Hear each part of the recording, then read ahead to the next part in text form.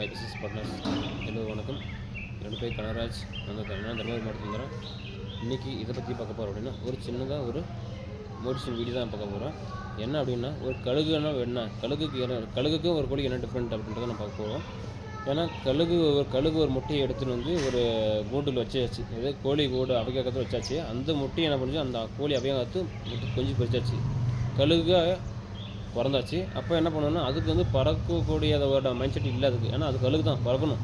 அதுக்கு கோழி கூடோட வளர்ந்ததுனால அது அப்படியே கோழி பூச்சியோட போய் மேய்ஞ்சிட்டு அது அப்படியே அது பழகிடுச்சு. ஒரு காலத்தில் வந்து மேலே அளந்து பார்த்தது, மேலே வந்து நம்மள மாதிரி இருக்காரு பறக்கிறாங்க, ஏன் அது மாதிரி நம்ம பறக்க முடியாது அப்படின்ற மாதிரி இதுக்கு ஒரு ஃபீலிங் தான் கேட்டது. என்ன இருந்துச்சுன்னா, இது உங்களால் முடியாது, நீங்கள் வந்து தரையில் தான் இருந்தாலும் பறக்க முடியாது உங்களுக்கு அப்படின்ற மாதிரி கோழி சொன்னது.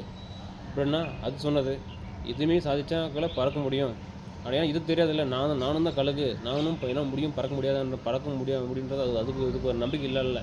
அந்த நம்பிக்கை வந்துச்சுன்னா, நானும் கழுகு தான், நானும் பறக்குவோம், ஏன் எல்லாத்தையும் முடியாது, ஏன் நம்மளே முடியாதுன்றது அதுக்கு தெரியும். அதனால் எதுவுமே முடியாதுன்றதுக்கு அந்த வாழ்க்கையில் யாருமே இல்லை, எல்லாம் முடியுன்ற நம்ம அடித்து சொல்லுவோம். சரிங்களா? முடியாது சக்ஸஸ் பண்ணணும்னா நம்ம மைண்ட் செட் தான் இருக்குது. நம்ம என்ன யோசிக்கிறோமோ அது அப்படி நடக்கணும். இது பண்ணணும்னா செய்யணும். இந்த மாதிரி நாம் டிசிஷன் நாம் எடுக்கணும். மற்றவங்க சொல்லி எடுக்கிறதில்ல, அதை சொல்லி நம்ம கேட்க வேண்டியதில்லை. நம்மளுக்கு நாமளே ஒரு இன்ட்ரோ கொடுத்துக்கணும். ஏன் முடியாது, அது இதுதான் சரி நம்ம சாதிச்சு காட்டணும் அப்படின்ற ஒரு வெறி வரணும். நம்மளுக்குள்ள ஒரு தன்னம்பிக்கை வேணும். அது இருந்தால் மட்டும் போதும் நம்ம சக்ஸஸ் ஆகிறதுக்கு. Okay, business